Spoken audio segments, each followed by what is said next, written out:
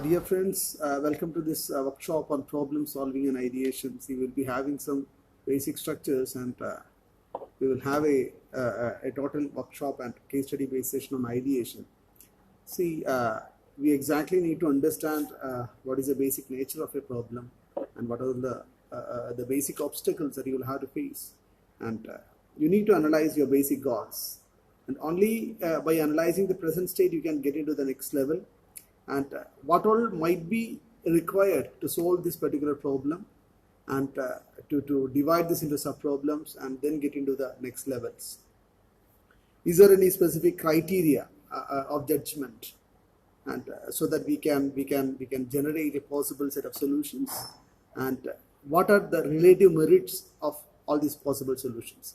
See, all these things will be having a proper discussion on our today's workshop, and we do have a winning formula.